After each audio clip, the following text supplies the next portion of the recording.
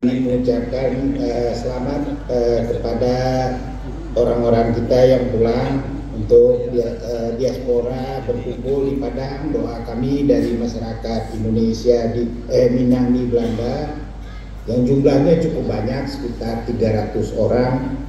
Mudah-mudahan pertemuan kita ini bisa memberi manfaat bagi kita semua, khususnya bagi masyarakat Minang dalam membangun daerah kita, Pak. Terkait tema yang diberikan, yaitu tantangan meningkatkan mutu dan relevansi pendidikan berbasis akhlak mulia di Sumbar. Dalam kesempatan ini saya ingin berbagi mengenai beberapa pengalaman dan pengamatan tentang pendidikan di Belanda yang saya dapatkan baik secara pribadi karena kebetulan anak-anak merupakan bagian pendidikan di Belanda, ataupun pengalaman dalam mengemban misi diplomasi pendidikan yang dilakukan oleh Kedutaan Indonesia di Belanda. Bapak Ibu sekalian, saya ingin memulai paparan ini dengan menyebut beberapa fakta terkait mutu dan relevansi pendidikan di Belanda. Belanda dikenal memiliki pendidikan yang bermutu dengan tingkat relevansi yang tinggi. Indikator mutu yang paling mudah adalah dimasukkannya Belanda dalam kelompok negara yang pendidikannya yang dalam hal ini berada nomor 8 di dunia. Selain dari itu, perguruan tinggi riset di Belanda juga termasuk kelompok 100 ranking dunia. Sebagai contoh, misalnya Wageningen University and Research merupakan perguruan tinggi pertanian nomor 1 di dunia. Begitu juga Delft University of Technology termasuk ke dalam top 15 for engineering dan teknologi university. Dan alhamdulillah banyak sekali orang-orang Minang yang saat ini menempuh pendidikan di sana ataupun alumni dari berbagai universitas tersebut. Sedangkan terkait tingginya relevansi pendidikan di Belanda, saya mengamatinya dari fenomena sebagai berikut. Pertama, tingginya keterserapan lulusan pendidikan pada lapangan kerja yang ada. Kedua, dapat pula diamati secara jelas bahwa tenaga kerja di Belanda umumnya memiliki skill yang cukup tinggi, memiliki skill yang spesifik dalam satu bidang pekerjaan, etos kerja yang tinggi, serta efisien dalam bekerja.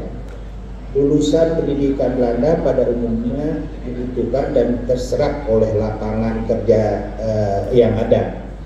Dalam hal riset dan inovasi, pendidikan tinggi Belanda terbukti memberikan kontribusi berupa teknologi dan yang digunakan masyarakat dan industri banyak merupakan hasil penelitian perguruan tinggi. Perguruan tinggi riset bekerja melakukan penelitian fundamental dan keilmuan, sedangkan perguruan tinggi terapan fokus pada penerapan penelitian terapan. Bapak Ibu sekalian, beberapa keunggulan output pendidikan tersebut tidak terlepas dari sistem pendidikan mulai dari jenjang PAUD sampai dengan pendidikan tinggi yang memungkinkan siswa memilih jalur yang sesuai dengan bakat, minat, dan kebutuhan masing-masing individu. Menjelang akhir jenjang pendidikan dasar, para siswa mengikuti sebuah tes yang dinamakan psikotes yang memberikan informasi valid mengenai pengetahuan, keterampilan, dan kompetensi yang dimiliki siswa, sehingga bisa digunakan untuk mengarahkan jalur pendidikan yang sebaiknya ditempuh siswa. Pada jenjang sekolah menengah, terdapat 3 jalur pendidikan dapat diambil. Yang pertama, kelompok siswa yang termasuk dalam kelompok HAVO atau sekolah menengah umum yang diperuntukkan bagi siswa yang akan mengambil jalur kuliah di Universitas Research. Yang kedua, kelompok siswa yang mengambil jalur VWO atau pendidikan pra-universitas Yang lulusan VW ini merupakan calon mahasiswa Universitas Ilmu Tarakan. Yang ketiga adalah kelompok PMBO yang akan mengikuti jalur pendidikan vokasi. Di luar ketiga jalur ini terdapat pendidikan praktek keterampilan yang berlangsung selama 5 tahun dan diambil sejak penyelesaian pendidikan dasar dengan orientasi pekerja dasar terampil. Dengan sistem di atas, tidak heran Bapak Ibu, sebagian besar tenaga kerja di Belanda mengambil pekerjaan yang sesuai dengan jalur pendidikannya, sehingga pekerjaan yang mereka lakukan adalah pekerjaan yang mereka sukai. Bapak Ibu, pendidikan di Belanda menyediakan pembelajaran bahasa asing sejak pendidikan dasar. Sebagai catatan, di Amerika pelajaran bahasa dimulai sejak SMP atau bahkan beberapa tempat dimulai sejak SMA. Beberapa sekolah di Belanda membelajarkan bahasa Inggris sejak siswa masuk grup 1, siswa berumur 4 tahun. Semua sekolah di Belanda memberikan pelajaran bahasa Inggris bagi siswanya. Beberapa sekolah bahkan mengharuskan adanya bahasa asing tambahan. Dengan cara ini, sebagian besar orang Belanda dapat berbicara bahasa Inggris dengan baik. Di semua tempat yang kita kunjungi, kita orang asing akan selalu survive kalau tidak bisa berbahasa Belanda. Para siswa di Belanda tidak mengalami tekanan berat oleh aktivitas di sekolah. Waktu sekolah juga sangat berbeda dengan belahan dunia lain.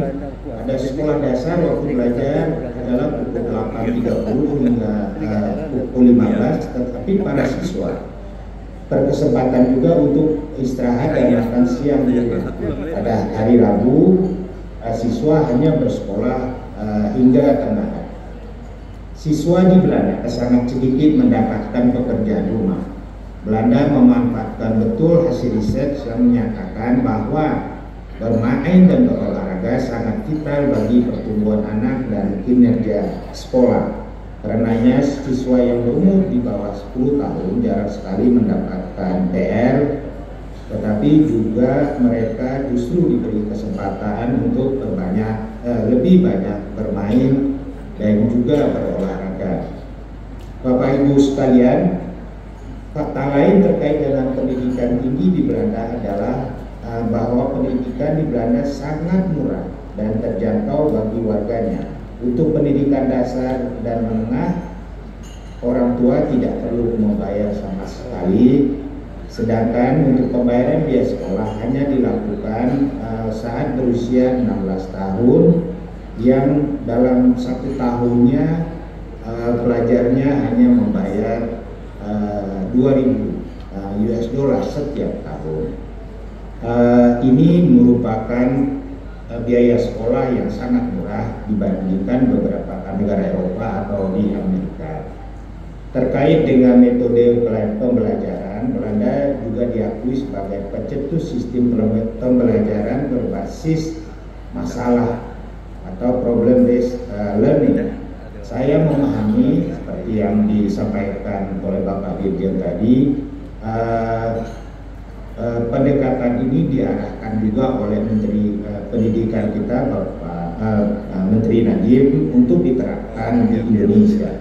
Metode ini melatih siswa untuk menganalisa, menyelesaikan masalah-masalah praktis secara independen dengan penekanan pada belajar dan berdisiplin secara mandiri.